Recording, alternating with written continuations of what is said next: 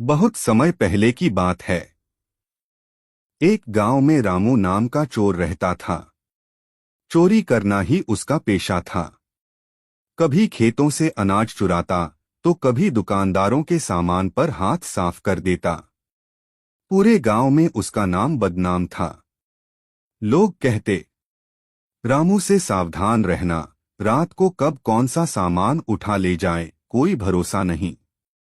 रामू बड़ा चालाक था, लेकिन उसका घर बहुत साधारण सा था। फूस की झोंपड़ी, टूटा दरवाजा और कोने में बिखरे पुराने बर्तन। एक दिन की बात है, आधी रात को रामू चोरी से लौटा ही था कि अचानक उसके दरवाजे पर दस्तक हुई। रामू ने सोचा, इतनी रात को कौन आ गया, कहीं सिपाही तो नहीं पकड़ने आए। डरते डरते दरवाजा खोला तो सामने खड़ा था एक अजनबी आदमी।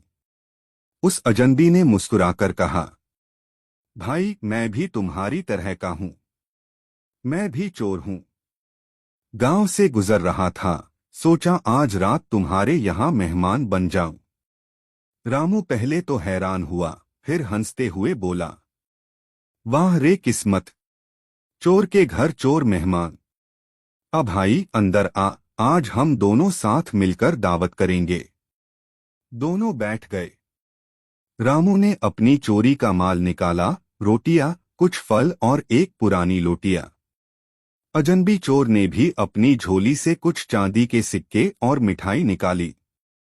दोनों खाने लगे और अपनी अपनी चोरी की कहानियां सुनाने लगे। रामू बोला, कल रात मैं बनिए की दुकान से पूरा अनाज उठा लाया। तो अजनबी बोला, अरे, मैंने तो परसों ही उस बनिए के तिजोरी से गहने चुरा लिए थे। दोनों हंस पड़े और बोले, लगता है ये गांव हमारे लिए सोने की खान है। रामू और वह अजनबी चोर, जिसका नाम कल्लू था, दोनों अब साथी बन गए। रात को चोरी करते और दिन में झोंपड़ी में बैठकर योजनाएं बनाते। गांव के लोग रोज हैरान होने लगे। कभी किसी का बैल गायब, कभी किसी का गहना, तो कभी किसी की फसल ही खेत से कटकर उड़न छू। लोग आपस में कहते, एक रामू ही बहुत था, अब लगता है कोई और भी आ गया है। रामू और कल्लू चोरी के बाद घर लौटते तो हंसते हुए कहते, भाई, आज तेरी चालाकी काम आई। नहीं नहीं, आज तेरी होशियारी कमाल कर गई। धीरे धीरे दोनों इतने घमंडी हो गए कि सोचने लगे, गांव वाले हमें पकड़ ही नहीं सकते, हम सबसे चालाक हैं। लेकिन किस्मत हमेशा चोरों के साथ नहीं रहती। एक रात दोनों ने मिलकर गांव के सरपंच के घर हाथ साफ करने की योजना बनाई। रामू बोला, आज सरपंच का घर खाली है। सुना है तिजोरी में सोने के गहने रखे हैं। कल्लू ने हाँ में सिर हिलाया और बोला, तो फिर आज रात हमारी सबसे बड़ी कमाई होगी। आधी रात को दोनों धीरे धीरे सरपंच के घर पहुंचे। अंधेरा गहरा था। दोनों ने खिड़की से अंदर घुसने की कोशिश की, पर जैसे ही तिजोरी की तरफ बढ़े, अचानक दरवाजा जोर से बंद हो गया और लालटेन की रोशनी जली। सामने खड़े थे गांव के कई आदमी और खुद सरपंच। सभी के हाथों में लाठियां थीं। कल्लू डरकर बोला, अरे ये कैसे फंस गए हम। रामू पसीना पसीना हो गया। रामू और कल्लू सरपंच के घर रंगे हाथों पकड़े गए। गांव वालों ने उन्हें घेर लिया और जोर से चिल्लाए, अब भाग कर दिखाओ, बहुत लूट लिया तुम दोनों ने। रामू ने घबराकर कहा, सुनो भाइयों, हमें माफ कर दो, आखिरी बार है। कल्लू भी बोला, हाँ, हम कसम खाते हैं कि अब कभी चोरी नहीं करेंगे। लेकिन गांव वाले पहले ही बहुत परेशान थे। सरपंच गुस्से में बोला, माफी, तुम दोनों ने गांव वालों का जीना हराम कर दिया। अब माफी नहीं, सजा मिलेगी। गांव के बुजुर्ग बोले, इन्हें जेल भेजने से अच्छा है इन्हें ऐसा सबक सिखाया जाए कि सारी जिंदगी याद रखें। तय हुआ कि दोनों चोरों को गांव में बांधकर काम करवाया जाएगा। सुबह होते ही गांव वाले उन्हें खेतों में ले गए और कहा, अब जितना खेत तुमने लूटा है उतना ही खेत जोतकर लौटाओ। रामू और कल्लू मजबूरी में बैल की तरह हल खींचने लगे। गांव के बच्चे हंस हंस कर तालियां बजाने लगे। औरतें कहने लगीं, देखो चोर अब मजदूर बन गए। पहले दिन ही दोनों थककर चूर हो गए। रामू ने कल्लू से कहा, भाई चोरी आसान थी, यह काम बड़ा मुश्किल है। कल्लू बोला, सच कहूं तो हमें पहली बार समझ आया कि दूसरों की मेहनत लूटना कितना बड़ा गुनाह है। धीरे धीरे दिनों तक काम करने के बाद दोनों चोरों के मन में बदलाव आने लगा। रामू बोला, अब लगता है अगर मेहनत से रोटी खाएंगे तो चैन भी मिलेगा और किसी की बद्दुआ भी नहीं लगेगी। कल्लू सिर झुकाकर बोला, ठीक कहा, चल अब चोरी छोड़ते हैं और मेहनत से जीना सीखते हैं। दिन बीतते गए। धीरे धीरे रामू और कल्लू खेतों में काम करने लगे। शुरुआत में तो गांव वाले उन पर शक की निगाह रखते थे, पर समय के साथ सबको लगने लगा कि दोनों सचमुच बदल रहे हैं।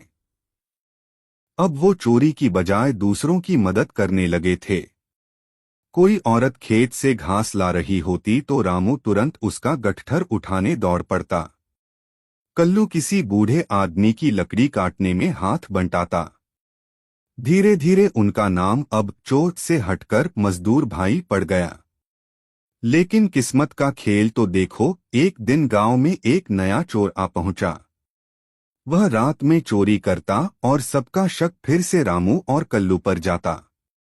गांव वाले कहने लगे, लगता है पुरानी आदत फिर लौट आई है। ये दोनों तो हमें मूर्ख बना रहे थे। रामू और कल्लू का दिल टूट गया। वे गांव वालों के सामने हाथ जोड़कर कहने लगे, हम निर्दोष हैं, अब हम सचमुच बदल गए हैं। हमें एक मौका दो, हम असली चोर को पकड़कर लाएंगे। सरपंच ने शर्त रखी। ठीक है, अगर 3 दिनों में असली चोर को पकड़कर लाए तो तुम दोनों बेगुनाह साबित हो जाओगे, वरना फिर से वही सजा मिलेगी। रामू और कल्लू ने आपस में कसम खाई कि इस बार अपनी इज्जत लौटाकर रहेंगे। दोनों ने रात रात भर जागकर पहरा देना शुरू किया। तीसरी रात को अचानक उन्होंने एक परछाई देखी जो चुपचाप सरपंच के घर की ओर बढ़ रही थी। रामू ने फुसफुसाकर कहा, यही है असली चोर, चल पकड़ते हैं। वे दोनों पीछे पीछे दबे पाव गए और जैसे ही चोर तिजोरी की ओर झुका, कल्लू ने झपट्टा मारकर उसका हाथ पकड़ लिया। रामू ने लालटेन जलाकर देखा तो वह वही आदमी निकला जिसने कभी उन्हें जेल से बचने का रास्ता दिखाया था और खुद को उनका पुराना साथी बताया था। गांव वाले इकट्ठा हो गए। असली चोर पकड़ा गया। अब गांव को यकीन हो गया कि रामू और कल्लू सचमुच बदल गए हैं।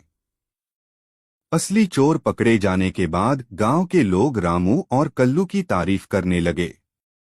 सरपंच ने पूरे गांव के सामने कहा, ये दोनों अब हमारे दुश्मन नहीं बल्कि हमारे रखवाले हैं। जिन्होंने कभी चोरी की थी आज वही चोरी रोक रहे हैं। इंसान अगर चाहे तो बदल सकता है। गांव वालों ने तालियां बजाईं और पहली बार रामू और कल्लू के दिल में सम्मान का भाव जागा। रामू ने सोचा, कभी जिस मुंह से हमें गालियां मिलती थीं, आज उसी मुंह से दुआएं निकल रही हैं।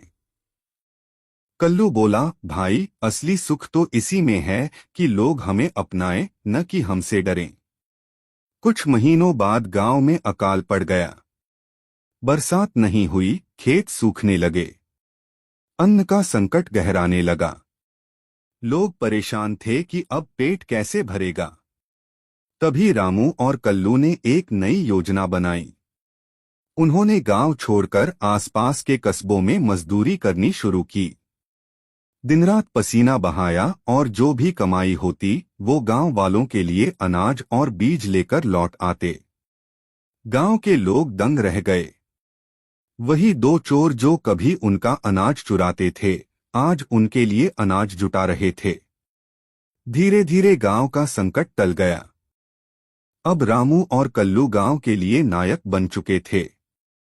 बच्चों को वे ईमानदारी की सीख देते, युवाओं को मेहनत का महत्व समझाते और बुजुर्गों की सेवा करते। लेकिन कहानी यहीं खत्म नहीं होती। एक दिन राजा के सैनिक गांव में आए।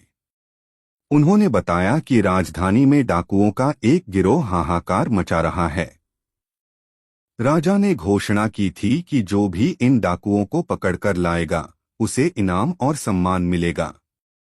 गांव वालों ने एक स्वर में कहा, महाराज, हमारे पास दो ऐसे लोग हैं जिन्होंने चोरी छोड़ी है और अब सच्चाई की राह पर हैं। इन्हें मौका दीजिए, ये जरूर कामयाब होंगे। रामू और कल्लू पहले तो हिचकिचाए, लेकिन गांव की उम्मीद देख उन्होंने चुनौती स्वीकार कर ली। उन्होंने कहा, अगर हम कभी चोरी कर सकते थे तो अब उन चोरों को पकड़ भी सकते हैं। यह हमारे प्रायश्चित का असली मौका होगा। दोनों राजधानी की ओर निकल पड़े। रास्ते में घने जंगल आए, पहाड़ों को पार करना पड़ा और नदियों की तेज धाराओं से गुजरना पड़ा। मगर उनके मन में अब डर नहीं, बल्कि एक नई शक्ति थी, ईमानदारी की शक्ति। जंगल के भीतर उन्होंने उस डाकू गिरोह का ठिकाना ढूंढ निकाला। रात को छुपकर दोनों ने पूरा नक्शा देखा। डाकू बहुत ताकतवर और हथियारबंद थे।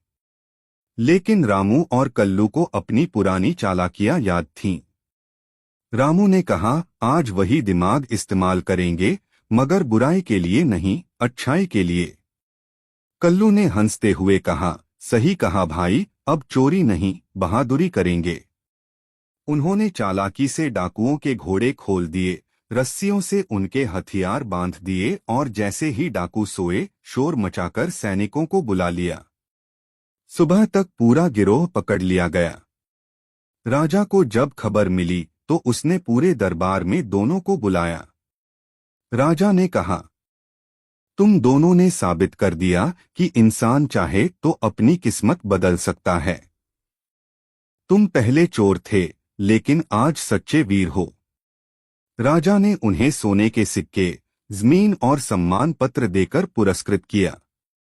जब वे गांव लौटे तो लोगों ने फूल बरसाए और नारे लगाए। चोर नहीं, अब हैं गांव के रखवाले रामू और कल्लू। गांव की नई पीढ़ी उन्हें आदर्श मानने लगी। रामू और कल्लू ने मिलकर गांव में एक पाठशाला बनवाई, जहां बच्चों को पढ़ाई के साथ साथ ईमानदारी और मेहनत की शिक्षा दी जाती थी। अब उनकी पहचान चोर से नहीं, बल्कि गांव के वीर भाइयों से होने लगी। रामू और कल्लू की बहादुरी की खबर केवल उनके गांव में ही नहीं, बल्कि पूरे राज्य में फैल गई। लोग जगह जगह उनकी चर्चा करने लगे। किसी गांव में जब डाकू हमला करते तो लोग कहते, कहीं से रामू कल्लू को बुलाओ, वही हमारी रक्षा करेंगे। धीरे धीरे उनकी ख्याति इतनी बढ़ी कि राज्य के मंत्री और सिपाही भी उनसे सलाह लेने लगे। राजा ने उन्हें आधिकारिक रूप से जनता के रक्षक की उपाधि दी। यह वही रामू और कल्लू थे जिन्हें कभी लोग पत्थर मारते थे और चोर चोर कहकर गालियां देते थे। अब उनका जीवन पूरी तरह बदल चुका था। लेकिन असली परीक्षा अभी बाकी थी। राज्य पर संकट। राजधानी से दूर पहाड़ों के पार एक और राज्य था। उस राज्य का लालची शासक राजा भीमसेन अक्सर आसपास के गांवों पर हमला करता और अनाज व धन लूटकर ले जाता। समाचार मिला कि अब भीमसेन की नजर हमारे राजा के राज्य पर है। लोग डर गए और दरबार में चिंता की लहर दौड़ गई। राजा ने सभा बुलाई और बोला, हमारे सैनिक कमजोर नहीं, पर हमें दो ऐसे योद्धा चाहिए जो जनता के बीच भी सम्मानित हों और जिन पर सबको विश्वास हो। मुझे लगता है इस काम के लिए सबसे योग्य हैं रामू और कल्लू। दरबार में सबने ताली बजाई। रामू और कल्लू ने प्रण लिया कि वे किसी भी कीमत पर अपने राज्य की रक्षा करेंगे। युद्ध की तैयारी। रामू और कल्लू ने सैनिकों को प्रशिक्षण देना शुरू किया।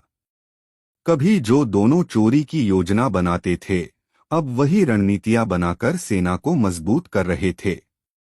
रामू ने गांव के किसानों से कहा, तुम्हारी फसल सिर्फ खेतों में ही काम नहीं आएगी, बल्कि सेना के पेट भरने में भी मदद करेगी। कल्लू ने कारीगरों से कहा, तुम्हारे औजार अब युद्ध के हथियार बनेंगे।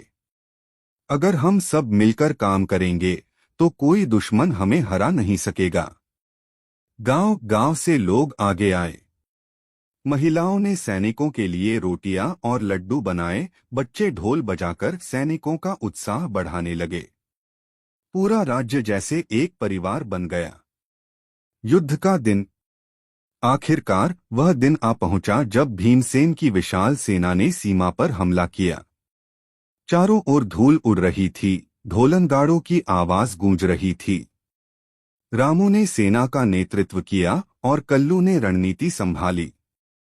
रामू ऊंचे स्वर में चिल्लाया, भाइयों, आज अगर हम डर गए तो हमारी आने वाली पीढ़ी हमें कभी माफ नहीं करेगी। साहस से लड़ो, सत्य और धर्म की रक्षा के लिए लड़ो। युद्ध भयंकर हुआ। दुश्मन की सेना संख्या में बहुत अधिक थी, लेकिन रामू और कल्लू ने चालाकी से योजना बनाई। उन्होंने दुश्मन को दलदल की ओर मोड़ दिया, जहां उनके घोड़े और रथ फंस गए। फिर सैनिकों ने चारों ओर से घेरकर उन्हें पकड़ लिया। आखिर में रामू और कल्लू सीधे भीमसेन के सामने आ खड़े हुए। भीमसेन ने हंसते हुए कहा, तुम दोनों कभी चोर थे, आज योद्धा बन गए हो। लेकिन मुझसे लड़ना आसान नहीं। रामू बोला, चोरी करने वाले दिल में डर रखते हैं, पर धर्म के लिए लड़ने वाला कभी नहीं डरता। भीषण द्वंद्व हुआ। रामू और कल्लू ने मिलकर भीमसेन को परास्त कर दिया। विजय और सम्मान। युद्ध जीतकर वे राजधानी लौटे। राजा ने उन्हें राज्य के वीर की उपाधि दी और कहा, तुम दोनों की वजह से राज्य बचा है। आज से तुम्हें केवल सैनिक नहीं, बल्कि मेरे विशेष सलाहकार माना जाएगा। गांव के लोग खुशी से झूम उठे। बच्चे उनके गीत गाने लगे, महिलाएं मंगल गीत गाने लगीं और बुजुर्ग आशीर्वाद देने लगे। अब रामू और कल्लू की जिंदगी पूरी तरह बदल चुकी थी। वे अपने गांव में स्कूल, कुएं और अनाज के भंडार बनवाने लगे ताकि कोई गरीब भूखा न रहे। उनकी कहानी हर ओर फैल गई और लोग कहते, चोर के घर चोर मेहमान से शुरू हुई ये दास्तान आज राज्य की सबसे बड़ी गाथा बन गई। रामू और कल्लू की बहादुरी के किस्से राज्य की सीमाओं से निकलकर पड़ोसी देशों तक पहुंच गए। वहां के राजा और व्यापारी अब उन्हें आदर्श मानने लगे। लेकिन साथ ही कई लालची और ताकतवर शासकों की नजर भी इस राज्य पर टिक गई। रामू और कल्लू ने सोचा कि युद्ध जीतने से भी बड़ी लड़ाई है शांति बनाए रखना। उन्होंने गांव-गांव जाकर लोगों को एकजुट किया, कहा, अगर हम आपस में लड़ेंगे तो बाहरी दुश्मन हमें तोड़ देंगे, लेकिन अगर हम मिलकर काम करेंगे तो कोई ताकत हमें हरा नहीं सकेगी। गांवों में पंचायतें बनने लगीं, किसानों और कारीगरों को सम्मान मिलने लगा। धीरे धीरे राज्य इतना संगठित हो गया कि बाहर से आने वाला हर व्यापारी और यात्री यहां की एकता देखकर हैरान रह जाता। भीतर का संकट। परंतु असली खतरा बाहर से नहीं, भीतर से पैदा हुआ। राजा का एक लालची मंत्री, जिसका नाम था महिपाल, रामू और कल्लू की लोकप्रियता से जलने लगा। वह दरबार में फुसफुसाने लगा, महाराज, ये दोनों कभी चोर थे। लोग इन्हें भगवान जैसा पूज रहे हैं। कहीं ऐसा न हो कि एक दिन ये ही गद्दी पर नजर डालें। राजा ने पहले तो बात को नजरअंदाज किया, लेकिन धीरे धीरे शंका के बीज उसके मन में बो दिए गए। रामू और कल्लू को दरबार में बुलाया जाने लगा। पर अब उन्हें वही स्नेह नहीं मिलता था। लोगों के बीच में भी अफवाहें फैलने लगीं। एक नई साजिश। महिपाल ने दुश्मन राज्य से गुप्त समझौता किया। उसने योजना बनाई कि सीमाओं पर विद्रोह खड़ा करके राज्य को भीतर से कमजोर कर देगा और फिर खुद गद्दी हथिया लेगा।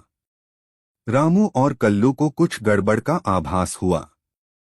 एक रात जब वे गांव के रास्ते से गुजर रहे थे तो उन्होंने देखा कि अंधेरे में हथियारों से भरी गाड़ियां सराय में छुपाई गई हैं।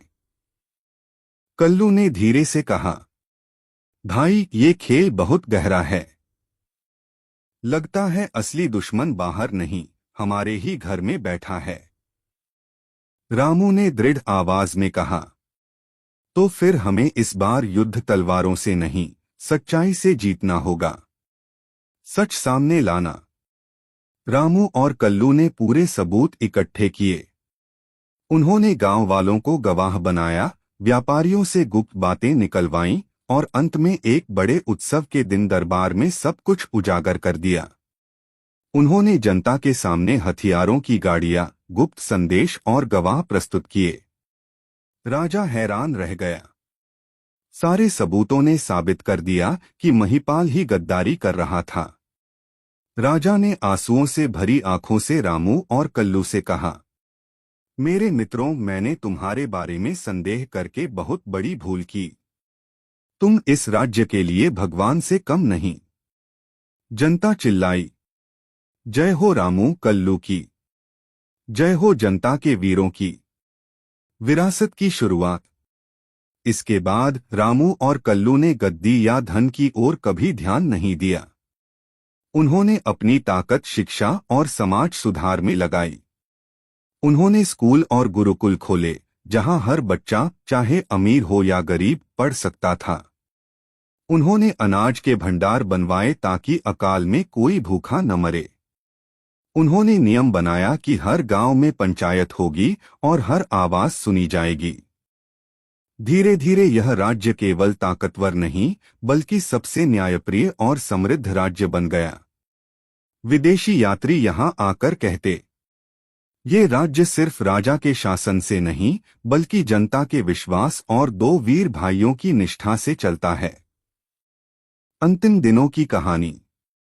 समय बीता, रामू और कल्लू बूढ़े हो गए, पर उनकी चमक कम नहीं हुई। एक शाम जब सूरज ढल रहा था, वे गांव के चौपाल पर बैठे बच्चों को अपनी यात्रा सुना रहे थे। रामू मुस्कुराकर बोला, हमने चोरी से शुरुआत की थी, लेकिन सच्चाई ने हमें अमर बना दिया। कल्लू ने बच्चों से कहा, याद रखना, असली ताकत तलवार या सोने में नहीं, बल्कि इंसानियत और एकता में है। बच्चों की आंखें चमक उठीं। वे चिल्लाए, हम रामू कल्लू की राह पर चलेंगे। और उसी पल ऐसा लगा जैसे हवा भी उनके गीत गा रही हो। रामू और कल्लू ने भले ही अपने जीवन के अंतिम समय तक सत्ता या धन की इच्छा नहीं की, लेकिन उन्होंने अपने विचारों और आदर्शों को नई पीढ़ी में बो दिया था। उनके शिष्यों में सबसे प्रमुख थे वीरेंद्र, माधव और अन्या। ये तीनों युवा उसी गुरुकुल से निकले थे जिसे रामू कल्लू ने स्थापित किया था। वीरेंद्र युद्धकला में निपुण था, माधव नीति और न्याय में और अन्या शिक्षा तथा करुणा में। तीनों को लोग रामू कल्लू की संतान कहने लगे। भले ही खून का रिश्ता न था, परंतु विचार और संस्कारों से वे उसी वंश के लगते थे। राज्य का विस्तार और नई चुनौतियां। समय बीता, राज्य समृद्ध और विशाल हो गया। व्यापार बढ़ा, लोग खुशहाल हुए। लेकिन समृद्धि हमेशा ही ईर्ष्या को जन्म देती है। दूरदराज के देशों के व्यापारी यहां आकर धन देखते और अपने राजाओं को संदेश भेजते। जल्दी ही यह खबर फैली कि रामू कल्लू के राज्य में सोना उगता है और लोग भगवान जैसे न्यायप्रिय हैं। विदेशी शासकों की नजर अब इस राज्य पर थी। उनमें से एक था सम्राट जाफिर, जिसकी सेना समुंदर पार से आती थी। उसने योजना बनाई कि पहले व्यापार के बहाने राज्य में दाखिल होगा और फिर धीरे धीरे कब्जा करेगा। भीतर बाहर का संघर्ष। जब जाफिर ने दूत भेजे तो कई मंत्री लालच में आ गए। वे सोचने लगे कि अगर विदेशी राजा का साथ दिया जाए तो और भी धन मिलेगा। यह वही स्थिति थी जो कभी महिपाल ने बनाई थी। वीरेंद्र ने चौपाल में खड़े होकर जनता से कहा, याद रखो, हमारे पूर्वजों ने हमें सिखाया था कि असली ताकत तलवारों की नहीं बल्कि एकता और सच्चाई की है। अगर हम आपस में बंट गए तो ये विदेशी राजा हमें गुलाम बना देंगे। माधव ने दरबार में तर्क दिया, विदेशियों से व्यापार हो सकता है पर राज्य की आत्मा कभी बिक नहीं सकती। अन्या ने बच्चों और महिलाओं को समझाया कि अगर समय आया तो हमें सिर्फ पुरुषों पर नहीं बल्कि खुद पर भी भरोसा करना होगा। यह लड़ाई सबकी है। युद्ध और बलिदान। जाफिर ने अपने सैनिकों को भेजा। उनके पास नई नई तकनीक के हथियार थे जो राज्य ने पहले कभी नहीं देखे थे। लोग घबरा गए, पर वीरेंद्र, माधव और अन्या ने जनता को संगठित किया। गांव के किसानों ने अपनी हल और दरांती को हथियार बना लिया। कारीगरों ने ऐसे लकड़ी के गोले बनाए जिनसे दुश्मनों के घोड़े डरकर भाग जाते। महिलाएं अपने घरों से पत्थर और उबलता तेल लेकर किलों की दीवारों पर चढ़ गईं। युद्ध कई दिनों तक चला। अंततः वीरेंद्र ने अपना बलिदान देकर दुश्मन के सेनापति को परास्त किया। माधव ने चतुराई से दुश्मनों की रसद काट दी और अन्या ने घायल सैनिकों का इलाज करके सेना को जीवित रखा। जाफिर की सेना हार गई और पीछे हट गई। विरासत का अमर होना। उस युद्ध के बाद लोग कहने लगे, रामू कल्लू का खून भले ही न हो लेकिन उनके विचार आज भी जिंदा हैं। उनकी संतानें विचारों से जन्म लेती हैं, खून से नहीं। राज्य और भी महान बन गया। अब यह केवल एक प्रदेश नहीं बल्कि आदर्श बन गया जहां शिक्षा, न्याय, करुणा और साहस एक साथ रहते थे। यात्री जब इस भूमि में कदम रखते तो कहते, यह वह धरती है जहां चोर के घर चोर मेहमान से शुरू हुई एक कहानी ने पूरी सभ्यता को नया मार्ग दिखा दिया। युद्ध की समाप्ति के वर्षों बाद राज्य में शांति और समृद्धि का स्वर्णकाल शुरू हुआ। लोग कहते, ये वही धरती है जहां कभी दो चोरों ने इंसानियत की राह पकड़कर इतिहास रच दिया। गांव के बच्चे जब गुरुकुल में पढ़ने जाते तो शिक्षक सबसे पहले यही कथा सुनाते कि कैसे रामू और कल्लू ने अपनी गलतियों से सीखकर पूरे राज्य को बचाया। धीरे धीरे यह कहानी किताबों में लिखी गई, गीतों और भजन में गाई गई और लोक कथाओं के रूप में पीढ़ी दर पीढ़ी आगे बढ़ी। अगली शताब्दी, नए राज्यों का निर्माण। समय बीता और राज्य इतना विशाल हो गया कि उसे 5 हिस्सों में बांटना पड़ा। हर हिस्से में रामू कल्लू की शिक्षाओं पर आधारित पंचायतें और गुरुकुल बने। हर राजा अपने राज्य की शुरुआत में कसम खाता, मैं सत्ता के लिए नहीं, जनता के लिए काम करूंगा, जैसे रामू कल्लू ने सिखाया। यह परंपरा इतनी गहरी हो गई कि दूरदराज के देश भी दूत भेजकर इस राज्य से सीखने लगे। विदेशी यात्रियों ने अपने देश लौटकर किताबों में लिखा, भारत की इस भूमि पर 2 ऐसे पुरुष जन्मे जिन्होंने चोरी से शुरुआत की परंतु धर्म और न्याय की नींव रख दी। उनका राज्य किसी एक राजा का नहीं बल्कि पूरे समाज का था। भीतर का पतन और पुनर्जन्म। लेकिन हर युग की तरह समृद्धि के साथ साथ आलस्य और घमंड भी आने लगे। कुछ 100 साल बाद एक नई पीढ़ी के शासक आराम पसंद हो गए। उन्होंने गुरुकुलों को नजरअंदाज किया, जनता की आवाज सुनना बंद कर दिया। रामू कल्लू के आदर्श धुंधले होने लगे। जनता में असंतोष पनपने लगा। तभी पहाड़ों से एक नया संत आचार्य देवव्रत सामने आया। उन्होंने फिर से रामू कल्लू की कहानियां सुनानी शुरू की। उन्होंने कहा, जिस दिन तुमने उनकी सीख भुला दी उसी दिन तुम कमजोर हो गए। जागो और अपने भीतर के रामू कल्लू को खोजो। फिर से आंदोलन खड़ा हुआ और लोग अपने अधिकार और एकता की ओर लौटे। महागाथा का अमर होना। पीढ़ी दर पीढ़ी यह सिलसिला चलता रहा। कभी विदेशी आक्रमण आते, कभी प्राकृतिक आपदाएं, लेकिन हर बार लोग यही कहते, अगर रामू कल्लू जैसे साधारण लोग इतना बड़ा बदलाव ला सकते हैं तो हम क्यों नहीं। रामू कल्लू के नाम पर उत्सव मनाए जाने लगे। हर साल फसल कटाई के बाद गांव वाले चौपाल पर इकट्ठे होकर उनकी गाथा गाते, ढोलक और बांसुरी पर भजन बजाते। बच्चे नाटक खेलते, किसी की भूमिका रामू होती, किसी की कल्लू। धीरे धीरे उनका नाम लोक देवताओं जैसा पूजनीय हो गया। कभी मंदिरों की दीवारों पर उनके चित्र बनाए गए, तो कभी कवियों ने उन्हें वीरगाथाओं में अमर कर दिया। अंतिम संदेश। कहानी केवल दो चोरों की नहीं रही। यह बन गई एक सभ्यता की गाथा, जो बताती थी कि इंसान की असली ताकत धन या तलवार नहीं, बल्कि सच्चाई, एकता और इंसानियत है। हर युग में लोग यही कहते। चोर के घर चोर मेहमान से शुरू हुई जो कथा थी, वह इंसानियत की सबसे बड़ी किताब बन गई।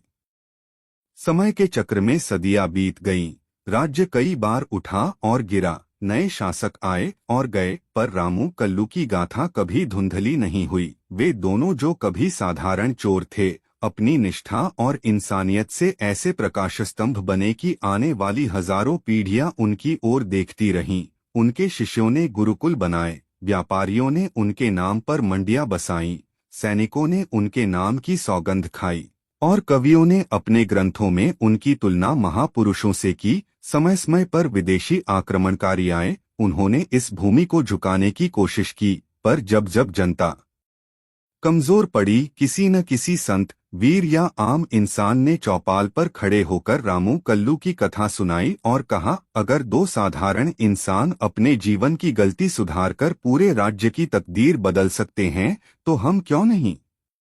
और उसी पल जैसे पूरे गांव में साहस की आग जल उठती। महिलाएं अपने बच्चों को उनके आदर्श सुनाकर हिम्मत देती, बुजुर्ग आशीर्वाद देते और किसान अपने खेतों से फसल काटते हुए गीत गाते कि रामू कल्लू हमारे साथ हैं। धीरे धीरे उनकी गाथा सीमाओं से निकलकर महासागरों को पार करती। अन्य देशों के लोग यहाँ आकर कहते, यह केवल एक कहानी नहीं, बल्कि इंसानियत का धर्म ग्रंथ है। विदेशी यात्रियों की डायरी में उनके नाम दर्ज हुए, मूर्तिकारों ने मंदिरों और गुफाओं में उनकी मूर्तियां गढ़ी, और कलाकारों ने राजदरबार की दीवारों पर उनके युद्ध और बलिदान के चित्र बनाए। समय ने अनेक साम्राज्यों को मिटा दिया, लेकिन हर युग में एक नया संकल्प जन्म लेता रहा कि हम रामू कल्लू की राह पर चलेंगे। यहाँ तक कि जब प्राकृतिक आपदाएं आईं, भूकंप, बाढ़ और अकाल, तब भी लोग आपस में मिलकर एक दूसरे का सहारा बने और यही कहते रहे कि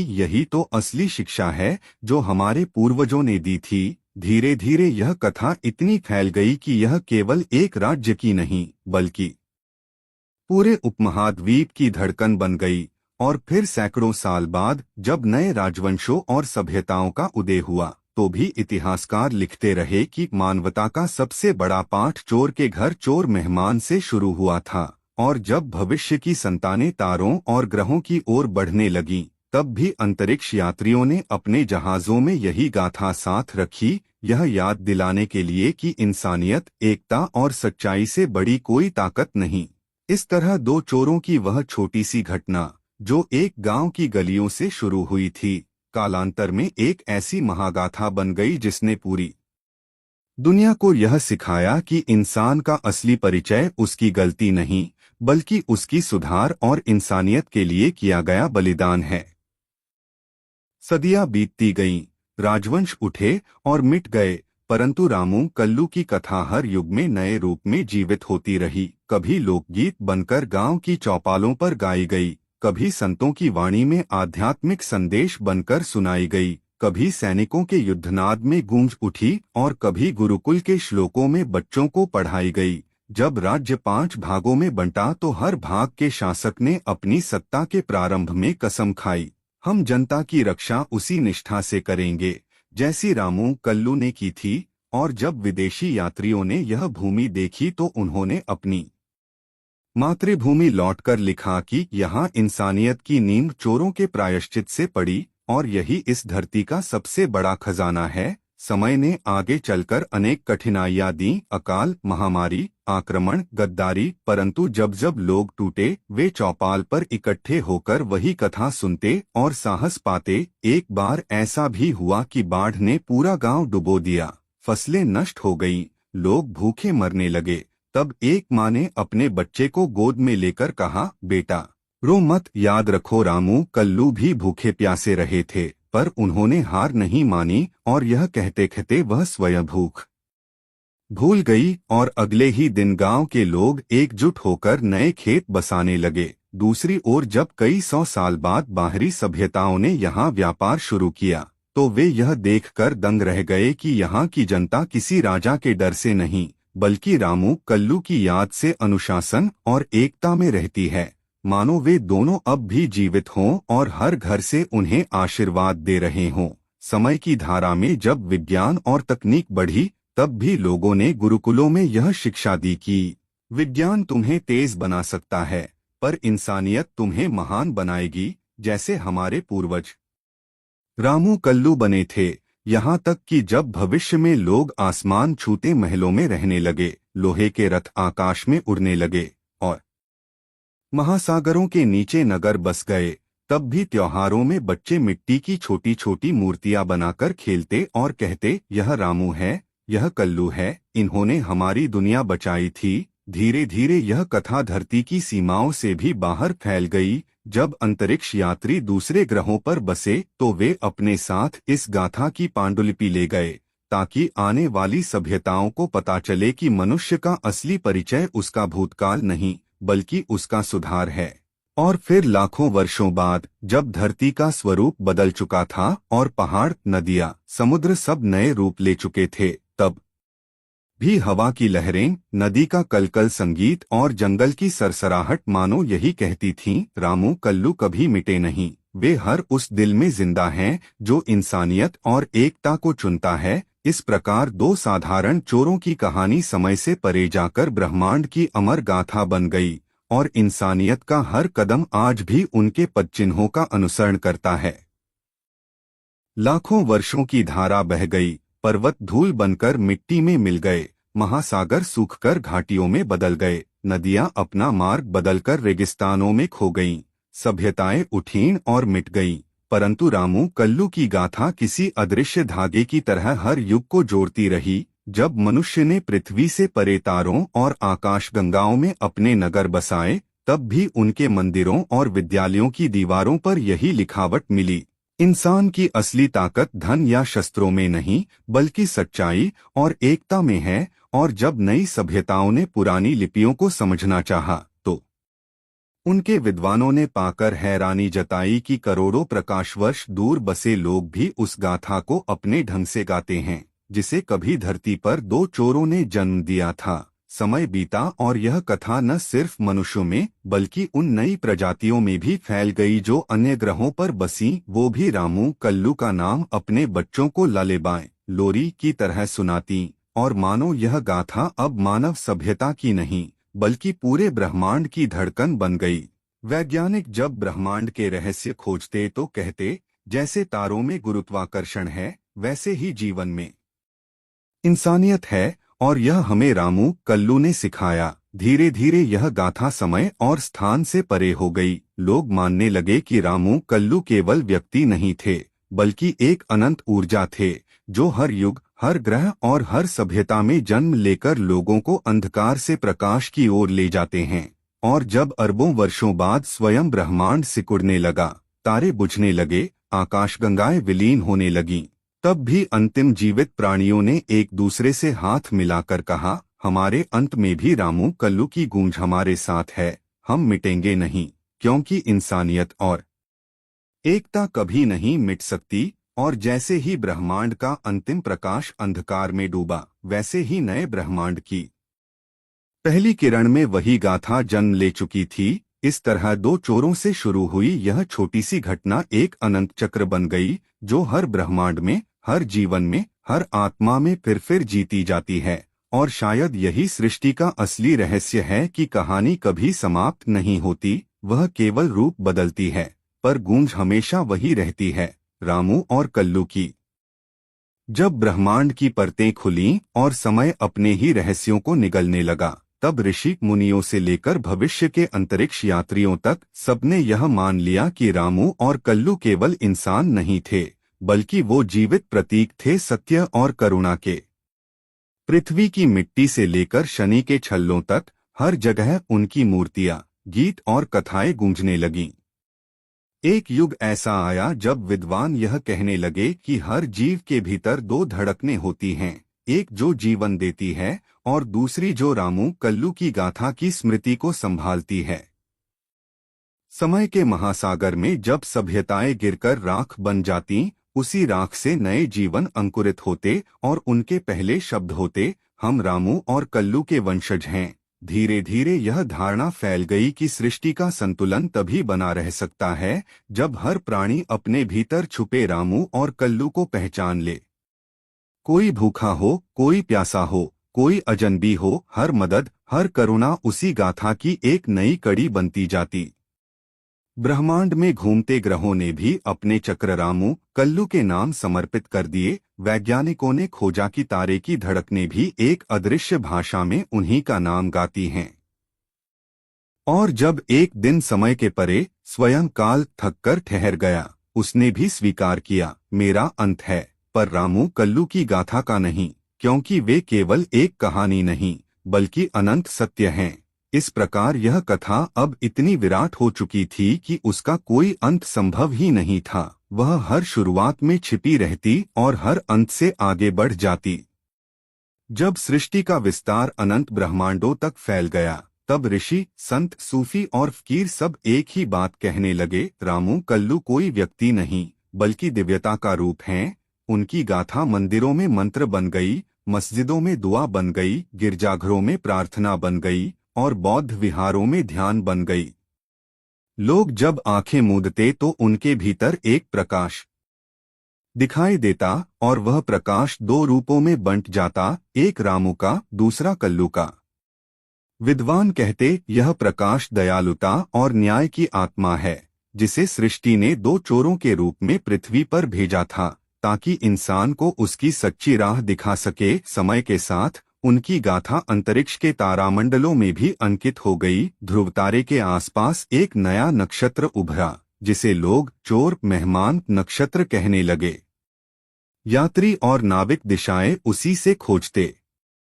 धीरे धीरे जब ब्रह्मांड की अन्य सभ्यताएं भी एक दूसरे से मिलने लगीं, तब उन्होंने पाया कि चाहे उनकी भाषा अलग हो, उनके ग्रंथ अलग हों, पर हर सभ्यता में दो ऐसे पवित्र नाम जरूर हैं जो लोगों को अंधकार से प्रकाश की ओर ले गए।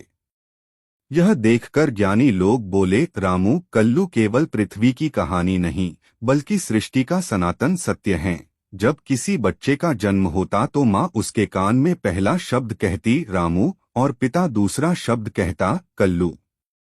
और एक समय ऐसा आया जब स्वयं आकाश से आवाज आई, मैं अनंत हूँ, पर मेरा सार यही दो नाम हैं। जिसने इन्हें समझ लिया, उसने पूरी सृष्टि को समझ लिया। और तब सबको आभास हुआ कि कहानी का अंत असंभव है, क्योंकि वह अब समय से परे, जीवन से परे और स्वयं ईश्वर के साथ एकाकार हो चुकी है।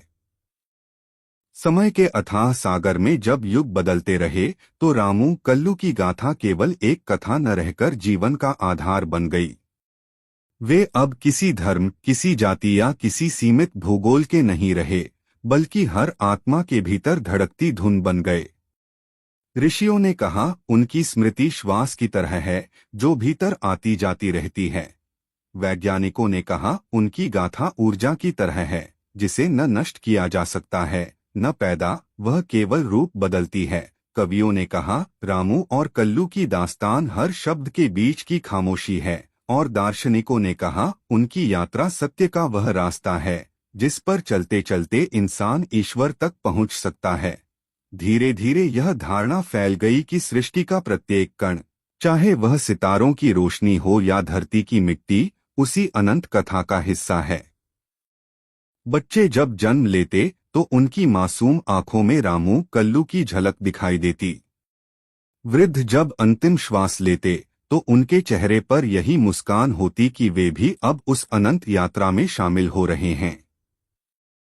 समय की सबसे महान सभ्यताएं जब ढह गईं, तब उनकी खंडहर दीवारों पर यही लेखन मिला, रामू कल्लू का नाम अमर है। और जब भविष्य में अंतरिक्ष की सीमाओं से परे इंसान और अन्य जीव नई दुनियाओं में बसने लगे, तो वहां भी उनके पहले मंदिर, पहले गीत और पहली दुआ रामू कल्लू के नाम पर हुई। एक दिन जब स्वयं काल थम गया और सृष्टि का चक्र संकुचित होकर पुनः शून्य में लौटने लगा, तब भी अंतिम जीवित प्राणी ने दूसरे का हाथ पकड़कर यही कहा, हम मिट सकते हैं, पर रामू कल्लू की गाथा कभी नहीं मिटेगी। और जब नए ब्रह्मांड का जन्म हुआ, पहली किरण में वही दो स्वर गूंजे, रामू और कल्लू। सृष्टि के अनगिनत चक्रों में जब बार बार नए लोक बने और पुराने मिट गए, तब भी एक धारा थी जो कभी नहीं टूटी। वह धारा थी रामू और कल्लू की गाथा। लोग कहते थे कि उनकी कहानी केवल शब्दों में नहीं, बल्कि ब्रह्मांड की हर धड़कन में दर्ज है। जब पृथ्वी पर ऋषि मुनि ध्यान करते, तो उनके मन में अनायास रामू कल्लू के दृश्य प्रकट हो जाते। जब दूर के ग्रहों पर नई सभ्यताएं विज्ञान और शक्ति की ऊंचाइयों पर पहुंची, तो वहां के विद्वानों ने अपने सबसे महान ग्रंथों में यह पाया कि किसी अदृश्य ऊर्जा ने उन्हें भी वही सिखाया जो कभी धरती पर दो चोरों ने सीखा था, दयालुता, एकता और सच्चाई। इस तरह यह स्पष्ट हो गया कि यह गाथा केवल एक लोक या एक ग्रह की नहीं, बल्कि अनंत ब्रह्मांडों का शाश्वत सत्य है। धीरे धीरे यह धारणा जन्मी कि हर प्राणी, हर आत्मा, हर तारा और हर धूलकण में रामू कल्लू की छाप छुपी है। जब कोई ग्रह अंधकार में डूबता, तो उसके प्राणियों का अंतिम स्वर यही होता, रामू कल्लू अमर हैं। जब किसी नए लोक में जीवन का जन्म होता, तो वहां का पहला शब्द भी यही होता। समय की सबसे बड़ी सभ्यताएं जब एक दूसरे से टकराईं और युद्धों में लहूलुहान हुईं, तो शांति का पहला कदम भी इन्हीं के नाम से उठा। इस कारण धीरे धीरे विद्वानों ने घोषणा की, रामू कल्लू अब कथा नहीं, बल्कि सृष्टि के नियम हैं। जैसे गुरुत्वाकर्षण है, जैसे प्रकाश है, वैसे ही रामू कल्लू भी अनंत सत्य हैं। और जब एक दिन स्वयं देवता और महादेवता भी इस गाथा को सुनने बैठे, तो उन्होंने मुस्कुराकर कहा, यह वही सत्य है जिसे हम भी पूरी तरह नहीं समझ पाए थे। और इस तरह यह स्पष्ट हो गया कि रामू और कल्लू अब केवल मानवता के नहीं, बल्कि स्वयं सृष्टि के हृदय की धड़कन बन चुके हैं। जब देवताओं ने भी रामू कल्लू की गाथा को स्वीकार कर लिया, तब यह कथा स्वर्ग, पाताल और सभी लोकों में गूंजने लगी। स्वर्ग की अप्सराएं जब नृत्य करतीं, तो उनके कदमों की थाप में रामू कल्लू का लय झलकता। गंधर्व जब गाते, तो उनके स्वर में यही नाम गूंजता। पाताल के नागों ने भी जब अपने शत्रुता त्याग कर मित्रता का संकल्प लिया, तो उन्होंने शपथ ली, हम रामू कल्लू की राह पर चलेंगे। धीरे धीरे यह स्पष्ट हो गया कि यह गाथा किसी धर्म या परंपरा से नहीं बंधी, बल्कि समस्त अस्तित्व की आत्मा बन गई है।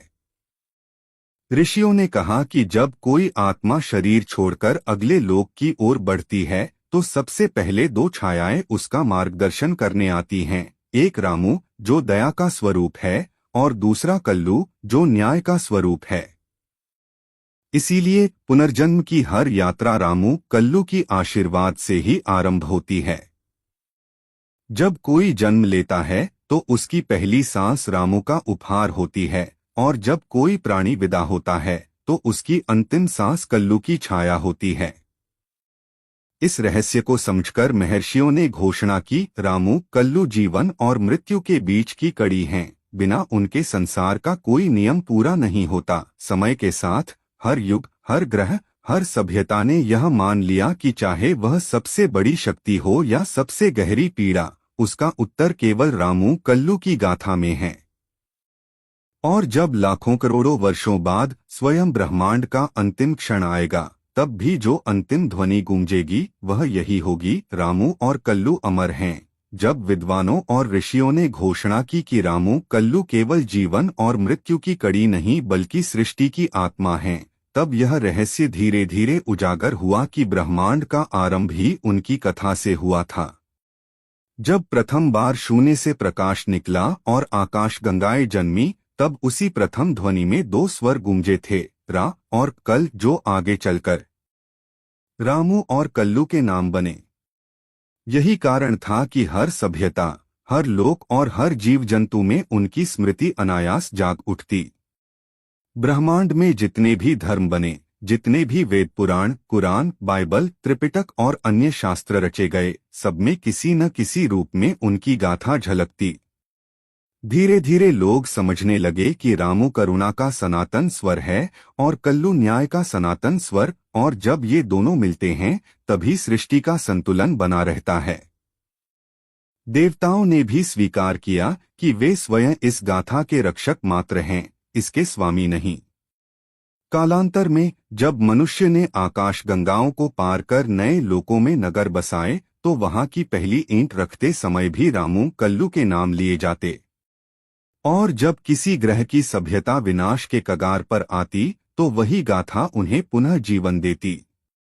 एक समय ऐसा भी आया जब स्वयं काल पुरुष ने प्रकट होकर कहा, मेरा आरंभ और अंत है, पर रामू कल्लू का नहीं, क्योंकि वे ही मेरी धड़कन हैं। तब सभी लोगों में यह सिद्ध हो गया कि जो भी जीव दया और न्याय के मार्ग पर चलता है, वह रामू कल्लू के शिष्य बन जाता है, चाहे उसे पता हो या न हो। और जब ब्रह्मांड अनगिनत बार सिमटकर शून्य में विलीन हुआ और फिर अनगिनत बार पुनः जन्मा, तब हर बार उसकी प्रथम ध्वनि, उसकी प्रथम रोशनी और उसकी प्रथम स्पंदन यही रही, रामू और कल्लू। इसीलिए आज तक विद्वान कहते हैं कि यदि कभी ब्रह्मांड स्वयं थककर पूरी तरह शांत भी हो जाए, तब भी उस शांति के भीतर गहराई से सुनोगे तो दो स्वर गूंजेंगे, एक करुणा का, एक न्याय का, यानी रामू और कल्लू का। जब यह रहस्य उजागर हुआ कि रामू और कल्लू केवल करुणा और न्याय के प्रतीक ही नहीं बल्कि स्वयं सृष्टिकर्ता के अंश हैं, तब ब्रह्मांड की सारी सभ्यताओं ने अपने अपने ग्रंथों की पुनः व्याख्या करनी शुरू की। ऋषियों ने वेदों में छुपे मंत्रों को पढ़ते हुए पाया कि हर मंत्र के मूल में दो अदृश्य स्वर हैं, जो हजारों वर्षों से गूंजते रहे, पर लोग समझ नहीं पाए थे। सूफी संतों ने अपनी कव्वालियों और दिमाग के गहरे ध्यान में अनुभव किया कि अल्लाह की नूर में दो ज्योतियां छुपी हैं, एक का नाम रामू और दूसरी का नाम कल्लू। ईसाई संतों ने बाइबल के रहस्यों में झांका तो पाया कि आरंभ में वचन था और वह वचन यही था, दो नामों की अनुगूंज। बौद्ध भिक्षुओं ने ध्यान में प्रवेश किया तो उनकी चेतना में दो छायाएं प्रकट हुईं, जो हर जन्म को मार्ग दिखाती थीं। इस तरह पूरी सृष्टि को यह ज्ञात हुआ कि रामू कल्लू किसी एक जाति, धर्म या लोक के नहीं बल्कि अनादि अनंत ऊर्जा हैं। धीरे धीरे यह धारणा बनी कि ब्रह्मांड में जितनी भी गतिकता है, तारों का घूमना, ग्रहों का चक्र, ऋतुओं का बदलना, जीवन का जन्म और मृत्यु, सब कुछ इन्हीं दो ऊर्जा प्रवाहों के तालमेल से चलता है। विद्वानों ने इसे रामू-कल्लू समीकरण कहा, जो ब्रह्मांड का सबसे बड़ा सत्य है। समय के साथ यह सिद्धांत विज्ञान और आध्यात्म दोनों का आधार बन गया। जब कोई सभ्यता अपने विनाश के कगार पर पहुंचती, तो उसकी मुक्ति का मार्ग भी यही समीकरण होता। और जब कोई आत्मा मोक्ष की ओर बढ़ती, तो उसके अंतिम क्षण में वही दो स्वर उसे मार्गदर्शन देते। एक समय ऐसा भी आया जब स्वयं निर्माता, जिसे लोग ईश्वर, अल्लाह, परमात्मा, ताओ या ब्रह्मा कहते हैं, ने अपने स्वरूप का रहस्य प्रकट किया। उसने कहा, मैं अनंत हूँ, पर मेरा संतुलन इन दो से बना है। रामू मेरा हृदय है, जो करुणा और प्रेम से धड़कता है। कल्लू मेरी आत्मा है, जो न्याय और सत्य से चमकती है। मैं हूँ क्योंकि वे हैं, और वे हैं क्योंकि मैं हूँ। यह सुनकर समस्त लोग स्तब्ध रह गए। उन्हें समझ आया कि सृष्टि का कोई भी कण रामू कल्लू से परे नहीं है। जब तारे जन्मते हैं, उनकी पहली रोशनी इन्हीं की गाथा गाती है। जब तारे बुझते हैं, उनकी अंतिम राख इन्हीं के नाम में विलीन होती है। जब किसी आत्मा को नया जीवन मिलता है तो उसकी पहली मुस्कान भी इन्हीं से जन्म लेती है। और तब से यह तय हो गया कि सृष्टि का कोई अंत संभव नहीं, क्योंकि अंत में भी यही दो नाम गूंजते हैं और वही अगली सृष्टि की शुरुआत बन जाते हैं। इसीलिए विद्वानों ने कहा, रामू और कल्लू न शुरुआत हैं न अंत, वे ही शाश्वत चक्र हैं जिनसे समय, जीवन और ब्रह्मांड की धारा बहती रहती है। जब सृष्टिकर्ता ने स्वयं यह स्वीकार कर लिया कि उसका हृदय रामू है और उसकी आत्मा कल्लू, तब यह स्पष्ट हो गया कि ये दोनों केवल ब्रह्मांड की धड़कन नहीं बल्कि स्वयं अस्तित्व के मूल स्तंभ हैं। धीरे धीरे संतों और ऋषियों ने अनुभव किया कि समय का प्रवाह भी इन्हीं की गाथा से संचालित होता है।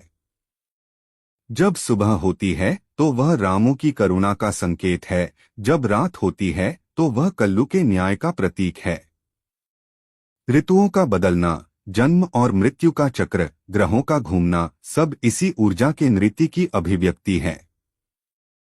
फिर एक गूढ़ सत्य उजागर हुआ, समय स्वयं रामू कल्लू की छाया है। अतीत उनकी स्मृति है, वर्तमान उनका श्वास है और भविष्य उनकी दृष्टि है। विद्वानों ने समझा कि इसीलिए समय कभी रुकता नहीं, क्योंकि अगर वह रुक गया तो गाथा टूट जाएगी और गाथा टूटी तो सृष्टि मिट जाएगी। इस रहस्य को जानकर महर्षियों ने घोषणा की, रामू कल्लू केवल सृष्टि में नहीं बल्कि सृष्टि उनके भीतर है।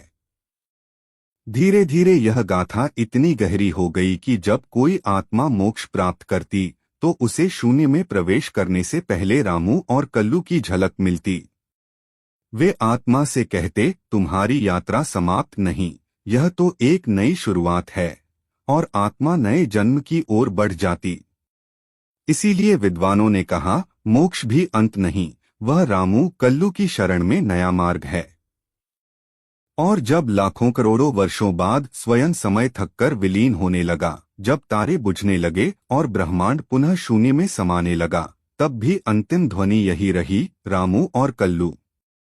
और जैसे ही अंधकार ने सबको निगल लिया, एक नई रोशनी फूटी और उसमें सबसे पहले वही दो स्वर गूंजे, रामू कल्लू। यही सिद्ध हुआ कि न समय का अंत है न अस्तित्व का, क्योंकि हर अंत के बाद वही नाम अगली सृष्टि की शुरुआत बन जाते हैं। एक समय की बात है, एक सुंदर और बुद्धिमान राजकुमारी अपने महल में रहती थी, लेकिन उसे शाही जीवन की भव्यता में असली दुनिया की सच्चाई देखने की इच्छा थी। एक दिन वह गुपचुप महल से बाहर निकली और पास के गांव में घूमने लगी। वहीं उसकी मुलाकात एक गरीब लेकिन बहादुर और मेहनती लड़के से हुई, जो दिन रात अपने परिवार की गरीबी दूर करने के लिए खेतों में काम करता था। राजकुमारी ने उसकी ईमानदारी और सरलता को देखकर आकर्षित महसूस किया और धीरे धीरे दोनों के बीच दोस्ती पनपने लगी। लड़के ने राजकुमारी को उसकी असली पहचान बताए बिना उसकी सच्चाई और दिल की नेक भावना को समझा।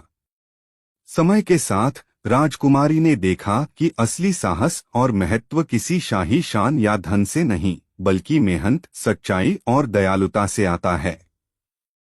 जब राजकुमारी ने अंततः अपने राजसी रूप को प्रकट किया तो लड़का हैरान हुआ, लेकिन उसकी सादगी और दिल की अच्छाई देखकर उसने कहा, मेरे लिए तो आप वही हैं जो आपके दिल में हैं, न कि आपका महल या रत्न। इसके बाद दोनों ने मिलकर न केवल अपने प्यार को मजबूत किया बल्कि गांव और लोगों की भलाई में भी जुट गए, यह साबित करते हुए कि सच्चा प्रेम और सम्मान केवल दिल की सच्चाई से ही बनता है, न कि दौलत और सत्ता से। एक समय की बात है, एक सुंदर, बुद्धिमान और साहसी राजकुमारी अपने भव्य महल में रहती थी। महल की भव्यता और रुतबे के बीच वह अक्सर अपने कमरे की खिड़की से बाहर गांव और उसके लोगों को देखती और सोचती कि असली दुनिया कैसी होगी। उसे अपने शाही जीवन में एक प्रकार की खोई हुई आज़ादी महसूस होती थी, इसलिए एक दिन उसने गुपचुप महल से बाहर निकलने का फैसला किया। उसने अपने सिर पर हल्का सफेद दुपट्टा ओढ़ा और गांव की ओर चल पड़ी। वहां उसकी मुलाकात एक गरीब लड़के से हुई जो दिन रात अपने परिवार की गरीबी दूर करने के लिए खेतों में कड़ी मेहनत करता था।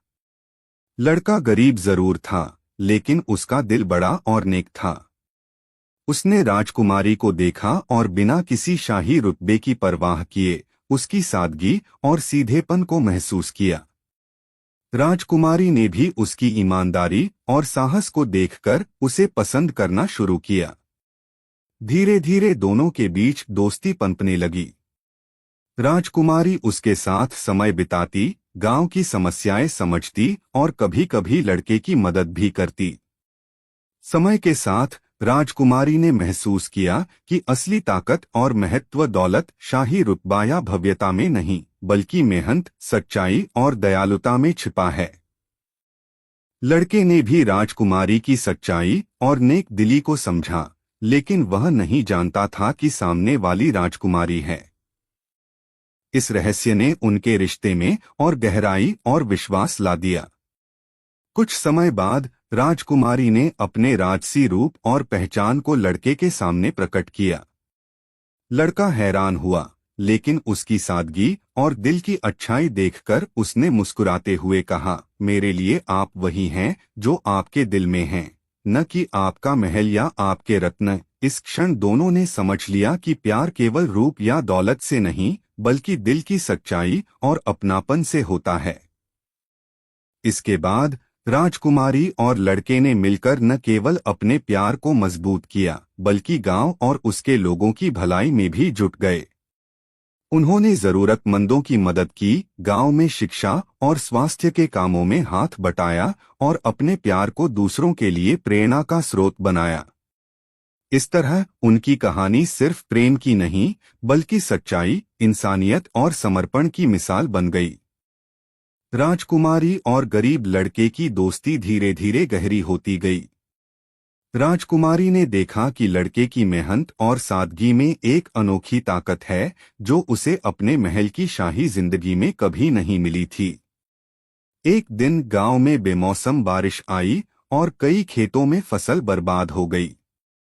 गरीब लड़का और उसके परिवार की चिंता देखकर राजकुमारी ने तुरंत अपने महल के अधिकारियों को बुलाया और गांव की मदद का प्रबंध किया। वह अपने शाही अधिकार का उपयोग कर लोगों की मदद में जुट गई, लेकिन उसने यह काम गुपचुप तरीके से किया ताकि लड़के को एहसास न हो कि वह राजकुमारी है। लड़का भी दिन रात मेहनत कर रहा था, गांव वालों की मदद कर रहा था और कभी-कभी राजकुमारी की मौजूदगी का पता भी नहीं चला। उसकी सच्चाई और ईमानदारी को देखकर राजकुमारी और भी अधिक प्रभावित हुई। धीरे धीरे वह लड़के को अपने दिल से चाहने लगी, लेकिन उसने समझा कि सच्चाई और भरोसे के बिना प्यार अधूरा है। अंततः एक उत्सव के दिन जब पूरा गांव राजकुमारी और लड़के के योगदान के लिए इकट्ठा हुआ, राजकुमारी ने सबके सामने अपनी असली पहचान प्रकट की। लोगों ने पहले तो हैरानी जताई, लेकिन लड़के ने शांत रहते हुए मुस्कुराई और कहा, आप चाहे राजकुमारी हो या आम इंसान, मेरे लिए आप वही हैं जो आपके दिल में हैं। इस बात ने राजकुमारी के दिल को छू लिया। इसके बाद दोनों ने मिलकर गांव में कई सुधार किए, बच्चों की पढ़ाई के लिए स्कूल बनवाए, बीमारों की मदद की और गरीबों को रोजी रोटी दिलाने के लिए काम किया। उनका प्यार अब केवल व्यक्तिगत नहीं रह गया था, बल्कि पूरे गांव और आसपास के लोगों के लिए प्रेरणा बन गया। लोग कहते थे कि राजकुमारी और गरीब लड़के की जोड़ी सिर्फ शाही और गरीब का मिलन नहीं है, बल्कि सच्चाई, मेहनत, समर्पण और इंसानियत का प्रतीक है। धीरे धीरे उनकी कहानी दूर दूर तक फैल गई। लोग सीखने लगे कि प्रेम केवल दिखावे और दौलत से नहीं, बल्कि दिल की सच्चाई, मेहनत और विश्वास से खिलता है। राजकुमारी और लड़के का रिश्ता न केवल गहरा हुआ, बल्कि उनके कार्यों ने गांव और आसपास के क्षेत्रों में खुशहाली और बदलाव लाया। हर किसी के लिए वे अब आदर्श बन गए और उनका प्रेम एक मिसाल बन गया जो पीढ़ियों तक सुनाई और याद की जाने लगी। राजकुमारी और गरीब लड़के की कहानी अब सिर्फ प्यार की नहीं रह गई थी, बल्कि उनके साहस, ईमानदारी और दयालुता की मिसाल बन गई थी। लेकिन जैसे जैसे उनका रिश्ता मजबूत होता गया, महल के कुछ अधिकारी और दरबारियों को यह मंजूर नहीं था कि राजकुमारी किसी गरीब लड़के के साथ इतना घनिष्ठ हो। उन्होंने साजिश रची कि लड़के को महल से दूर किया जाए और राजकुमारी को उसके खिलाफ भड़का दिया जाए। एक रात जब लड़का गांव से महल के पास आया, दरबारियों ने उसे फंसाने की कोशिश की, लेकिन राजकुमारी ने अपने साहस और बुद्धिमानी से उनकी चाल को नाकाम कर दिया। उसने लड़के को बचाया और लोगों को सिखाया कि साहस, सच्चाई और प्रेम हर संकट से ऊपर होता है। लड़के और राजकुमारी ने मिलकर यह तय किया कि अब वे किसी के डर या विरोध से नहीं डरेंगे और अपने प्यार और काम को जारी रखेंगे।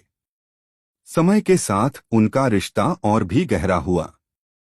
दोनों ने मिलकर गांव में स्कूल और अस्पताल बनवाए, खेती और व्यापार में गरीबों की मदद की और हर तरह से लोगों का जीवन आसान बनाया। राजकुमारी ने महल की सारी शाही शक्तियों का उपयोग केवल लोगों की भलाई के लिए किया। लड़का भी अपने सरल और मेहनती स्वभाव के कारण गांव में सम्मानित हो गया। लेकिन कहानी में और भी रोमांच आया जब एक दिन पड़ोसी राज्य के राजकुमार ने राजकुमारी के दिल में दहशत और डर फैलाने की कोशिश की। उसने महल पर हमला करने की योजना बनाई ताकि राजकुमारी को अपने रुतबे और शक्ति का एहसास करा ना सके। राजकुमारी और लड़के ने मिलकर रणनीति बनाई। उन्होंने गांव के लोगों के साथ मिलकर साहस और चालाकी से दुश्मन को हराया। इस युद्ध में उनका प्रेम और साहस दोनों परखे गए। अंततः महल और गांव में शांति कायम हुई। राजकुमारी और गरीब लड़के ने अपने प्रेम, ईमानदारी और मेहनत से यह साबित किया कि सच्चा प्यार न केवल भावनाओं में बल्कि कर्म और जिम्मेदारी में भी झलकता है। उनके काम और साहस ने पूरे राज्य में खुशहाली और इंसानियत की मिसाल कायम की। लोग आज भी कहते हैं कि यह जोड़ी केवल प्रेम की नहीं, बल्कि सच्चाई, साहस, समर्पण और सेवा का प्रतीक है। राजकुमारी और लड़के का प्रेम सदियों तक याद किया गया और उनकी कहानी पीढ़ियों को प्रेरणा देती रही। राजकुमारी और गरीब लड़के का प्रेम अब केवल निजी नहीं रहा, बल्कि पूरे राज्य में चर्चा का विषय बन गया था। लोग उनके साहस, ईमानदारी और प्रेम से प्रभावित हुए। लेकिन महल के कुछ बुजुर्ग और दरबारी अभी भी इस रिश्ते को स्वीकार नहीं कर पा रहे थे। वे सोचते थे कि एक गरीब लड़के का राजकुमारी के साथ होना महल की शान को ठेस पहुंचाएगा। उन्होंने राजकुमारी पर दबाव डालना शुरू किया कि वह लड़के को छोड़ दे और एक शाही विवाह की ओर बढ़े। राजकुमारी ने पहली बार अपने जीवन में वास्तविक कठिनाई का सामना किया। उसके मन में द्वंद्व था, क्या वह अपने दिल की सुनेगी या शाही कर्तव्यों का पालन करेगी। इस बीच लड़के ने अपने साहस और ईमानदारी से सभी कठिनाइयों का सामना किया। उसने महल के बुजुर्गों और दरबारियों से कहा, सच्चा प्यार और समर्पण दौलत, रुतबा या पद से नहीं, बल्कि दिल की सच्चाई से बनता है। राजकुमारी ने मेरे लिए वही किया जो सही था और मैं उसके लिए वही करूंगा। राजकुमारी और लड़के ने मिलकर एक योजना बनाई। उन्होंने महल के लोगों और गांव के सभी निवासियों को साथ लिया और दिखाया कि प्रेम, न्याय और सेवा केवल शक्ति से नहीं, बल्कि नेक इरादों और मेहनत से भी कायम रहती है। धीरे धीरे महल के बुजुर्ग भी उनके साहस और सच्चाई को देखकर उनकी ओर झुके। लेकिन कहानी में नया ट्विस्ट तब आया जब पड़ोसी राज्य के एक अन्य शाही परिवार ने राजकुमारी को अपने राज्य में ले जाने की धमकी दी। उन्हें लगा कि राजकुमारी को यदि अपने राज्य से दूर ले जाया जाए तो प्रेम और साहस की मिसाल टूट जाएगी। राजकुमारी और लड़के ने साहस और बुद्धिमानी से योजना बनाई। उन्होंने गांव के लोगों के साथ मिलकर एक ऐसा जाल बिछाया कि पड़ोसी राज्य के सैनिक अपने ही योजना में फंस गए। इस सफलता के बाद राजकुमारी और लड़के का साहस और प्रेम पूरे राज्य में अमिट हो गया। समय बीतता गया और राजकुमारी और लड़के ने मिलकर राज्य में शिक्षा, स्वास्थ्य और गरीबों की भलाई के कई कार्य शुरू किए। उन्होंने न केवल प्रेम को जीवित रखा, बल्कि अपने कर्मों से यह दिखाया कि सच्चा प्रेम केवल दिल में नहीं, बल्कि हर क्रिया में झलकता है। उनका प्रेम और साहस पीढ़ियों तक याद रखा गया, और उनका नाम हर किसी के दिल में इंसानियत और नेकदिली का प्रतीक बन गया। राजकुमारी और लड़के की कहानी यह सिखाती है कि असली प्रेम और सच्चाई किसी शाही पद, दौलत या प्रतिष्ठा से नहीं आती।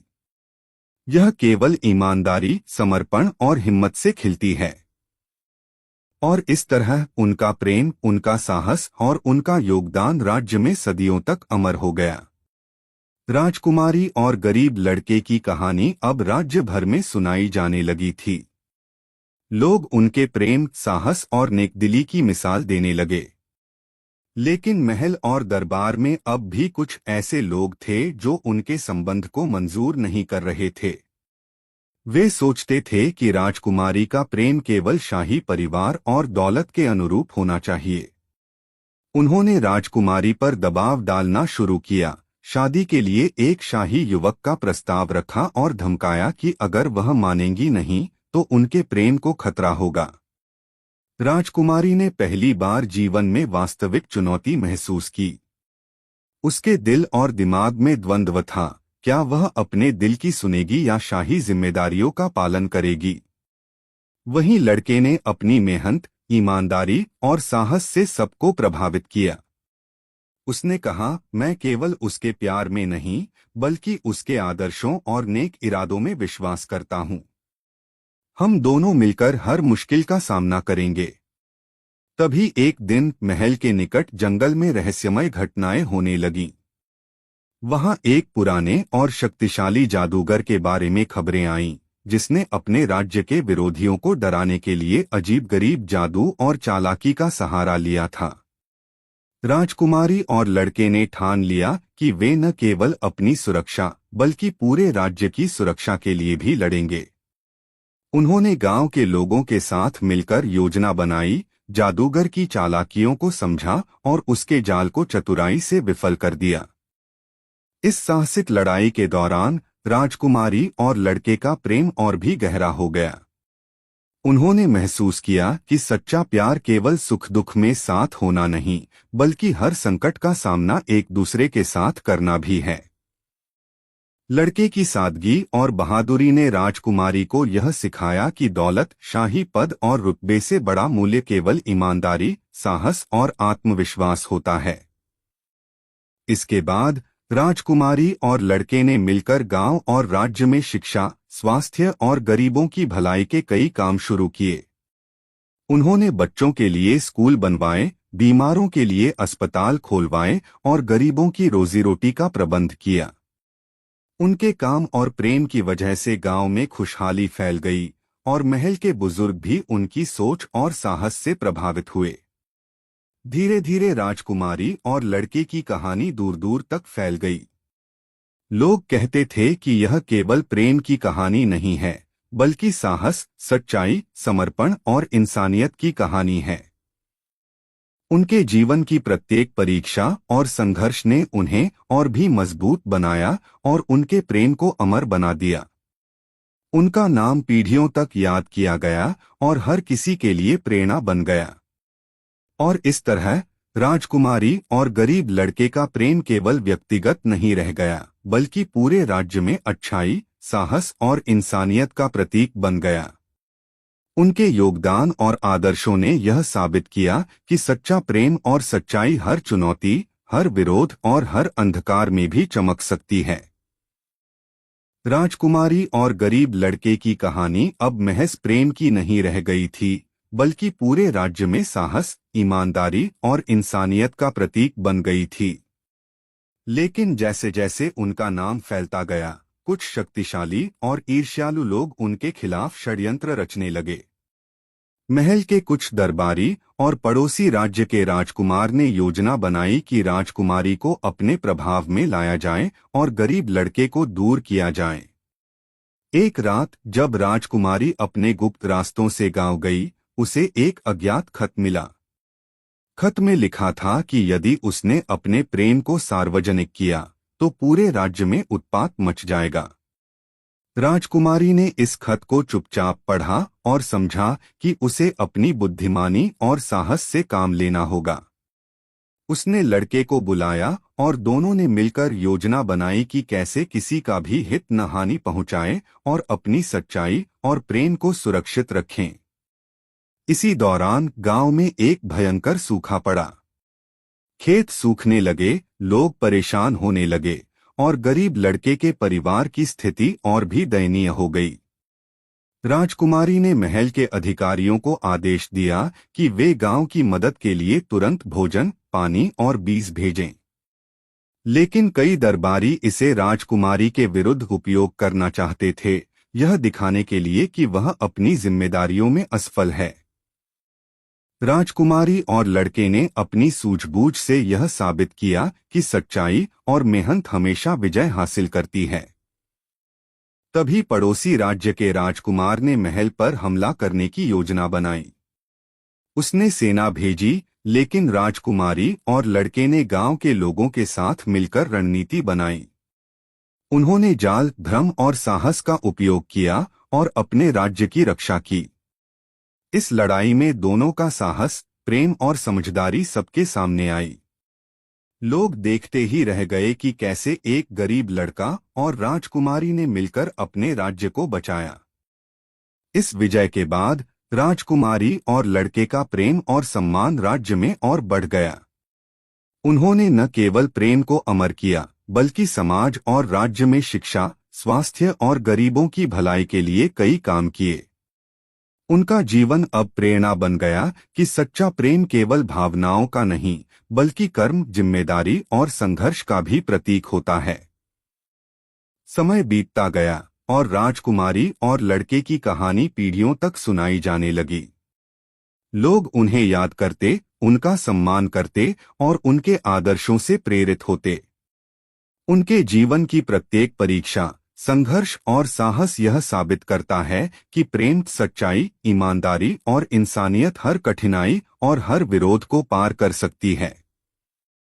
राजकुमारी और गरीब लड़के की यह कहानी अब केवल दो लोगों का प्रेम नहीं रही, बल्कि पूरे राज्य और उसके लोगों के लिए उम्मीद, साहस और इंसानियत का प्रतीक बन गई।